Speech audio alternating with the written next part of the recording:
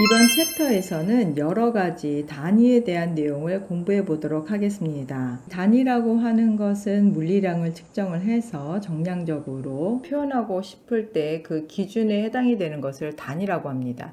그래서 그 단위에 대한 정의를 좀 보면 어떤 물리량을 측정하려면 기준이 되는 일정한 기본 크기를 정해두고 이 기준과 비교해서 수치로 나타내는 것으로 기본 크기를 단위라고 하고요. 이 단위의 종류에 따라서 절대 단위나 공학 단위 같은 것들이 있습니다. 우선 절대 단위 또는 질량 단위라고 표현하는 것, 이 절대 단위계에는 길이라든지 질량, 시간의 단위로 CGS 단위에 해당이 되는 부분에 그 길이의 단위로서 센티미터, 질량의 단위로서 그램, 또 시간의 단위로서 초, 세컨드라고 하는 S를 기본으로 하고 있고, 이 단위들의 조합으로 물리량을 표현하는 그런 단위계에 해당이 되고요. MGS 단위계에 해당이 되는 것은 미터, 킬로그램, 그 다음에 세크에 대한 그런 단위가 있어서 이 길이의 단위는 미터, 질량의 단위는 킬로그램, 그리고 시간의 단위로서 초를 기본으로 사용을 하고 있고, 이러한 단위들의 조합으로 물리량을 표현하는 그런 단위계에 해당이 되는 게 MGS 단위계에 해당이 됩니다.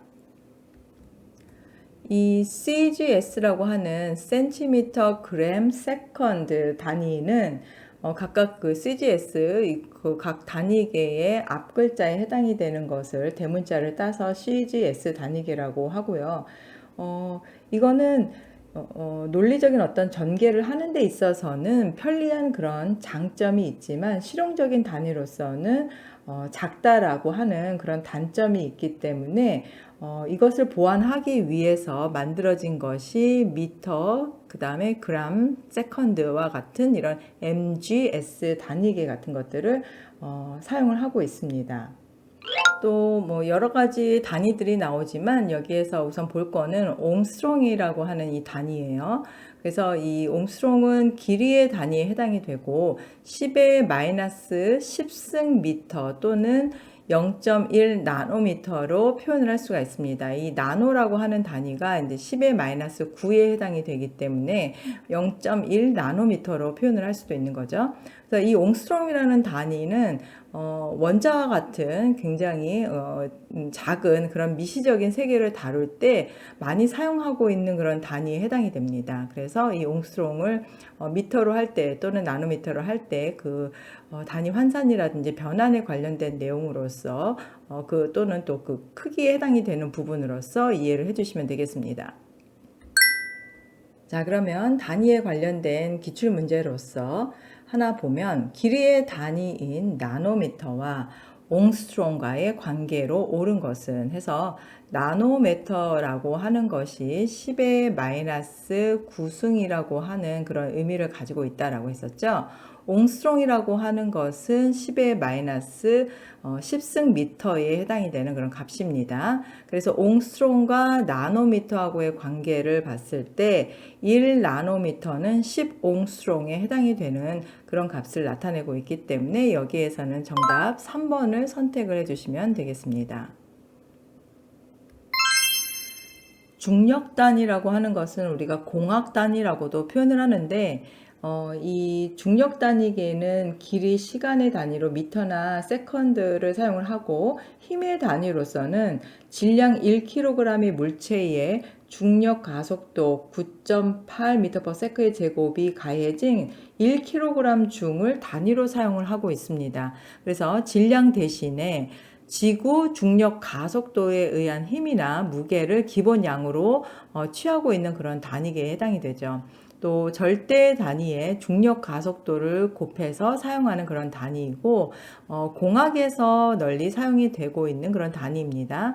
그래서 힘의 기본 단위에 해당이 되는 그런 킬로그램 중이라든지 킬로그램 힘, 킬로그램 포스 이렇게 표현을 하죠. 우리가 그래서 kg하고 f로 이렇게 표현을 해서 사용을 합니다. 킬로그램 중을 정의하기 위해서는 표준 중력을 10.8m/s의 제곱이나 980cm/s의 제곱으로 정의를 하고 이렇게 정해서 사용을 하고 있습니다.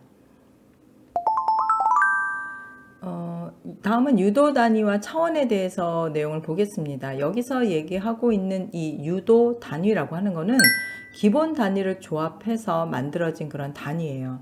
보통 열역학이나 유체역학 또는 열이나 물질을 전달하거나 단위 공정 같은 이런 공학 전반에 사용되고 있는 가장 기본적이고 중요한 것이 바로 앞에서 했던 단위와 차원에 관련된 내용입니다. 그래서 이 차원이라고 하는 것은 단위를 포함하는 집합이라고 우리가 생각을 하면 돼요. 가장 많이 자주 보고 있는 것이 질량, 길이, 시간에 관련된 거다라고 앞에서 그 단위를 얘기하면서 봤었죠. 그래서 이러한 단위들을 차원으로 표현을 해주는 그러한 방법에 해당이 되는 것들을 이제 여기서 보고 있는 겁니다. 그래서 이 차원이라고 하는 거는 절대 단위계나 중력 단위계의 기본 차원에 해당이 되는 힘, 질량, 길이, 시간을 기본 차원으로 하고 있고요. 기본 단위에서 질량은 m, 길이를 l, 시간을 t 라고 하는 이러한 차원 기호로 각각 표현을 해줍니다. 그래서 여기 보면 m, L, T로 이렇게 표현을 하고 있죠. 그래서 요거는 질량에 대한 그리고 길이에 대한 시간에 대한 부분들을 각각 나타내고 있고 이 각 유도 단위에 대한 부분으로는 이러한 식으로 표현을 해줄 수가 있습니다. 위에 첨자에 대한 부분으로서 이렇게 A, B, C로 나타나고 각 기본 단위에 해당이 되는 부분으로서 M, L, T로 이렇게 표현을 해주고 있습니다. 그래서 각 그 절대 단위계와 중력 단위계를 이렇게 나눠서 봤습니다. 각 힘에 대한 부분, 질량, 압력에 관련된 부분들을 이렇게 표로 정리를 했고요. 예를 들어서 절대 단위계에서 질량이 해당이 되는 부분은 이제 킬로그램으로 표현을 할 수가 있고 또 밀도에 대한 부분으로서 킬로그램 퍼 미터의 세제곱 이런 식으로 표현을 할 때 이 질량에 대한 부분은 차원으로 표현을 하면 이제 m으로 표현을 해주는 거고요. 또 힘에 대한 부분에서 킬로그램 미터 퍼 세크의 제곱 같은 경우에는 m 그리고 길이에 대한 부분 l 그리고 시간에 대한 부분으로서 t 그리고 마이너스 2로 위첨자로 이렇게 표현을 해줍니다. 또 밀도에 대한 부분은 킬로그램 퍼 미터의 세제곱이니까 이것을 차원으로 표현하면 m 그 다음에 L-3 이런 식으로 표현을 해주는 거죠. 또 중력 단위계에 대한 부분은 앞에서 봤던 이 절대 단위계와 달리 중력 단위계이기 때문에 킬로그램 포스 그 다음에 S의 제곱 퍼 미터로 이렇게 표현을 하면 이때 이 차원에 해당이 되는 부분은 각각 L, F, L, T로 표현을 하고 L의 마이너스 1, T의 2승과 같은 이런 식으로 이렇게 표현을 해줄 수가 있어요. 한 가지만 더 본다고 하면 예를 들어서 힘에 대한 부분은 킬로그램 힘이죠. 중력에 대한 단위로서 나타냈으니까 이때는 이제 F로서 이렇게 표현을 해주고 있습니다. 자, 그러면 기출문제 보겠습니다. 기본 단위의 길이 L, 질량 M, 시간 T로 표시를 하고 유도 단위를 각각 M, L, T로 이렇게 표현을 했을 때 각 물리량에 대한 유도 단위의 표현으로 옳지 않은 것을 찾는 그런 문제로서 여기 지금 네 가지 예가 있습니다. 힘이라든지 압력, 에너지, 인륜에 관련된 그런 내용들을 보고 있어요. 그래서 이 힘이라고 하는 부분을 우리가 이렇게 표현을 했을 경우에 유도 단위로 표현을 했을 경우에는 M, L, T-2에 대한 부분으로 이렇게 표현을 해요. 힘이라든지 뭐 역량이라고 하는 부분들을 이런 식으로 표현을 합니다. 그래서 이거는 옳은 내용이 되는 거고 압력이라고 하는 거는 우리가 앞에서 표에서도 봤습니다. M, L, 1승, T-2승 이런 식으로 표현을 한다라고 했었죠. 그래서 이거는 옳은 내용이 되는 거고 그 다음에 에너지에 대한 부분은 우리가 일을 할 수 있는 어떤 능력을 나타내고 있는 물리량에 해당이 돼요. 그래서 이 에너지라고 하는 거는 힘과 거리의 곱으로서 표현을 하고 또 에너지는 이제 단위로 줄을 사용을 한다든지, 이 줄이라고 하는 거는 힘에 대한 단위로 뉴턴, 그리고 퍼 곱하기 미터에 대한 단위로 이렇게 표현을 해요. 그래서 1 뉴턴 미터 또는 1 킬로그램 미터의 제곱으로 나타내고 세크의 제곱으로 이렇게 표현을 하죠. 그러니까 에너지에 대한 그 차원 단위에 해당이 되는 부분은 m, l의 2, t의 마이너스 2로 바꿔줘야 됩니다. 그래서 옳지 않은 표현을 한 것은 3번이고요.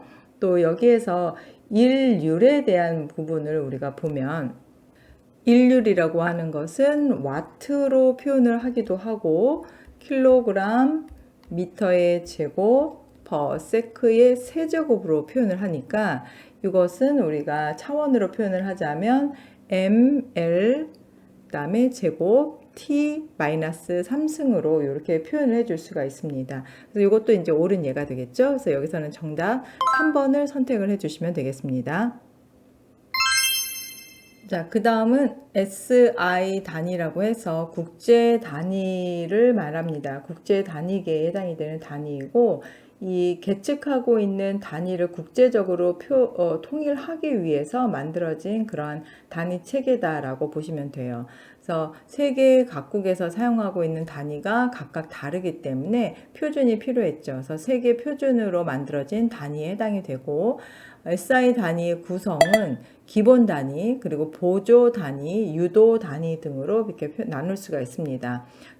기본 단위로서는 7개의 기본 단위가 있는데 미터, 킬로그램, 초, 암페어, 켈빈, 몰, 칸델라 이렇게 전부 7개의 단위 체계가 있고요. 이 단위 체계에서 길이라든지 질량, 시간, 온도, 물질의 양이나 전류 또는 광도에 대한 부분들을 보여줄 수가 있어요. 그래서 이 광도에 대한 부분까지 이렇게 해서 보면 길이나 질량, 시간, 온도, 물질의 양, 전류, 광도에 해당이 되는 부분, 그리고 이 단위는 우리가 미터를 사용하고 질량에는 킬로그램을 사용을 하고 초, 온도는 켈빈, 그 다음에 물질의 양은 몰, 전류는 암페어, 광도는 칸델라를 사용을 합니다. 각 기호로서는 미터, 킬로그램, 세크, S, K, 그 다음에 몰, A, 그 다음에 C, D로 이렇게 표현을 합니다. 그리고 여기에 이어서 보조 단위가 있는데 보조 단위까지 같이 보면 보조 단위는 입체각이라고 해서 라디안, RAD로 표현하고요. 스테라디안이라고 해서 SR로 표현을 하는 이 보조 단위까지 있습니다. 이렇게 해서 기본 단위, 보조 단위를 활용을 해서 우리가 유도되는 조합 단위가 있는데 모두 19개의 조합 단위를 만들 수가 있어요. 그래서 기본 단위나 배수 단위들을 서로 곱하거나 나눠주면서 얻어진 합성 단위에 해당이 되고 또는 복합 단위와 동일한 차원으로 정의되는 그러한 형태의 단위다. 그래서 기본 단위의 조합으로 이루어진 것이 힘이나 에너지, 일률, 밀도, 속도, 가속도, 압력이나 연용량, 삼투압 점도, 또 표면 장력에 대한 것들이 기본 단위의 조합으로 이루어진 것입니다. 그래서 힘을 예를 들었을 때 힘이라고 하는 거는 질량 곱하기 가속도. 그래서 여기에서 힘에 대한 단위로서 뉴턴 단위를 사용하고 있고 킬로그램 미터 퍼 세크의 제곱으로 표현을 하고 이거는 1kg 미터 세크의 마이너스 2 또는 퍼 세크의 제곱으로 표현을 하는 거죠. 또 여기서 에너지에 대한 부분은 힘과 거리의 곱으로 나타냅니다.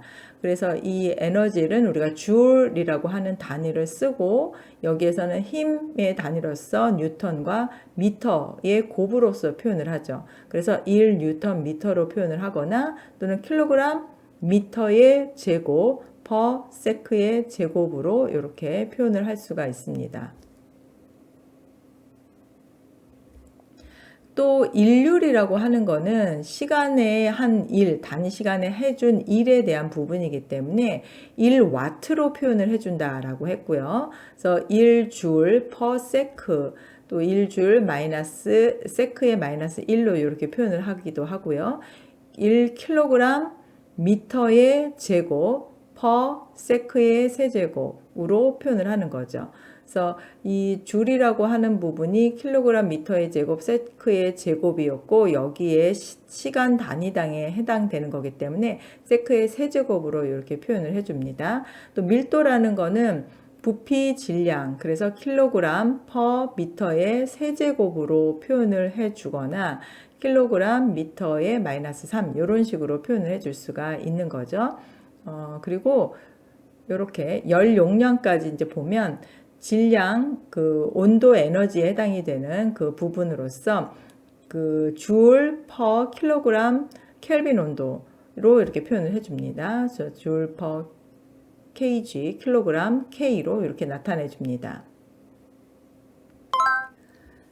자, 그러면 기출문제 하나 보겠습니다. 단위들의 정의로 옳지 않은 것을 고르는 그런 문제입니다. 그래서 여기 첫 번째 나온 게 파스칼이라고 해서 PA, 파스칼은 kg 곱하기 퍼 미터 세크의 제곱으로 이렇게 표현을 하고 있어요. 그래서 이 파스칼에 해당이 되는 단위는 옳은 예가 되고요. 여기서 줄에 해당이 되는 단위는 우리가 앞에서 확인을 했습니다. 킬로그램 미터의 제곱 퍼 세크의 제곱에 대한 단위이기 때문에 이것은 맞는 예가 되고, 줄이라고 하는 거는 힘과 거리, 그래서 뉴턴 미터 옳은 예가 되고요. 그 다음에 여기서 줄의 또 다른 단위로 나타내고 있는 게 파스칼 미터의 제곱으로 표현하고 있는데, 줄의 단위로서는 kg 미터의 제곱 퍼 세크의 제곱으로 우리가 표현을 한다라고 얘기를 했었죠. 그렇기 때문에 요 또는 이제 뉴턴 미터의 곱으로서 이렇게 표현을 한다라고 했습니다. 그래서 이것은 옳지 않은 예가 되기 때문에 여기에서는 정답 4번을 선택을 해주시면 되겠습니다. 자, 유효 숫자라고 하는 것은 어떤 측정값이 있을 때 그 측정값의 정확도에 영향을 주는 숫자들을 유효 숫자다라고 합니다. 그래서 실험적으로 측정한 값이나 계산으로 얻은 값을 표현하기 위해서 사용한 그런 숫자에 해당이 되는 부분이고, 이 유효 숫자를 구별한다든지 유효 숫자를 계산해내는 방법들이 이제 중요합니다. 그래서 예를 들면 위치에 있는 0은 유효 숫자에 해당이 되는 부분이 아닙니다. 그래서 이렇게 숫자가 0.00682라고 하면 유효 숫자 자리에 해당이 되는 부분은 세 자리만 해당이 되는 거고, 앞 위치에 있는 이런 0은 유효 숫자에 해당이 되지 않는다라고 생각을 하면 돼요. 그리고 유효 숫자 사이에 위치한 이러한 0은 항상 유효 숫자에 해당이 됩니다. 그래서 여기 이렇게 숫자 가운데에 있는 것들은 유효 숫자에 해당이 되는 그런 부분이에요. 그래서 유효 숫자 자리로 보면 이거는 네 자리에 해당이 된다라고 하는 거죠.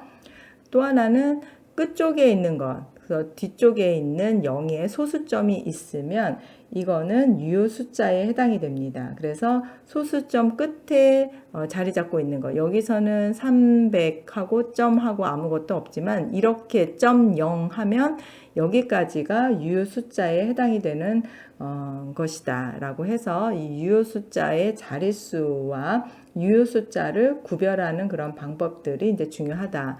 또 유효 숫자 표기법으로 우리가 봤을 때 이 유효 숫자만의 어떤 10의 n승에 해당이 되는 그런 곱하는 수로 표현을 하는데, 예를 들면 6.82 이렇게 유효 숫자에 해당이 되는 부분 6.82 곱하기 10의 마이너스 3승으로 이렇게 표현을 해줍니다. 그러면 여기에서는 유효 숫자에 해당이 되는 게 각각 6과 8과 2가 된다라는 얘기가 되는 거예요. 또 여기에서 유효 숫자 1072로 표현을 하는 거죠. 그래서 1.072. 그 다음에 여기서는 3 곱하기 10의 제곱으로 표현을 하고, 요거는 유효 숫자 세 자리를 표현하기 위해서 3.00 곱하기 10의 제곱으로 표현을 했고요. 유효 숫자 네 자리를 나타내기 위해서 3.000 곱하기 10의 제곱이다 라고 이렇게 표현을 해줍니다. 계속해서 보면 소수점의 위치는 유효 숫자에 대한 부분하고는 관련이 없다. 그래서 여기 15.3, 1.53, 0.153, 0.0153 이거는 전부 다 동일하게 유효 숫자가 3이다. 3개다. 이렇게 153 다 유효 숫자에 해당이 되고 유효 숫자는 3개다라고 이제 보는 겁니다. 그래서 각 그 셈을 할 때 덧셈이나 뺄셈을 할 때 이 유효 숫자를 어떻게 처리해야 되는지에 대한 부분들이 중요한데요. 먼저 그 덧셈에 대한 부분에 대한 것을 보면 예를 들어서 4.7832 그리고 1.234, 2.02 이렇게 있으면 먼저 이제 계산을 하겠죠. 2 내려오고 7, 그 다음에 3, 1 올라가고 0, 그래서 8.0372 이렇게 이제 전체 계산을 하고 나서 이 유효 숫자를 표현을 할 때는 얻어진 결과에서 가장 작은 자릿수와 같아지도록 이렇게 반올림을 합니다.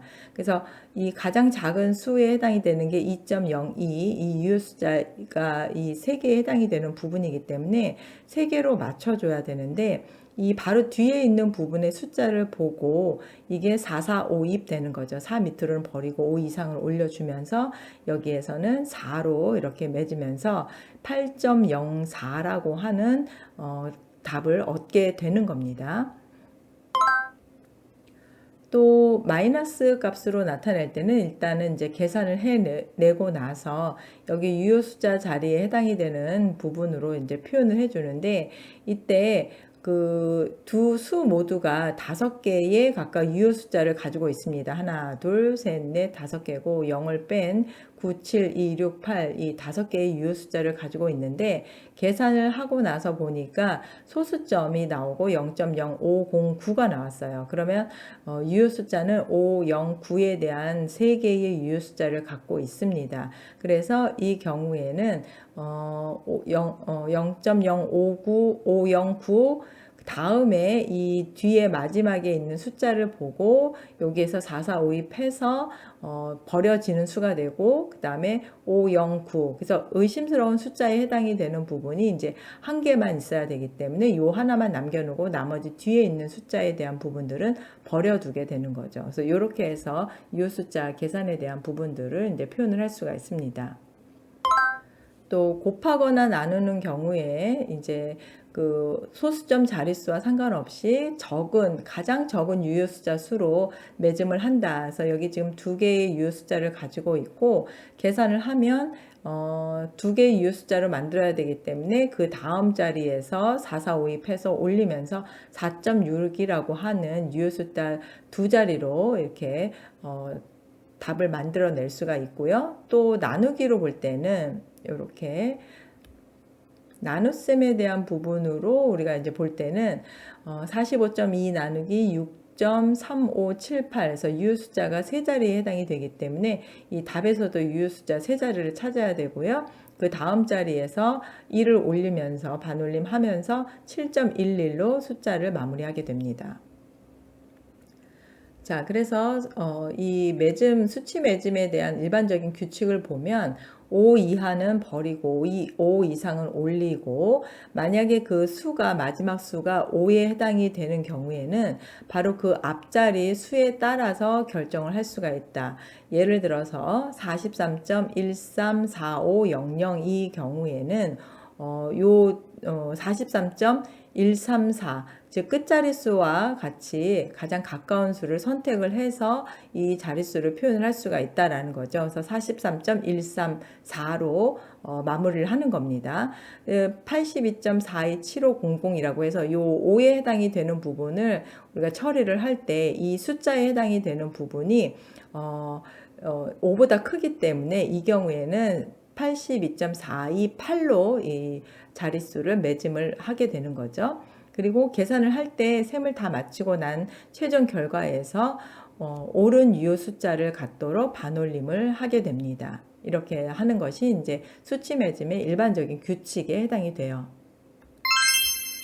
자, 그럼 유효 숫자에 관련된 기출 문항 하나 보면 0.01440의 유효 숫자 개수는 앞에 있는 0에 해당이 되는 부분은 유효 숫자에서 우리가 제외를 한다라고 얘기를 했습니다. 하지만 가운데 있는 숫자의 0이나 끝에 있는 0으로 된 것은 이거 유효 숫자에 해당이 되죠. 그래서 여기에서는 유효 숫자의 개수가 1, 4, 4, 0.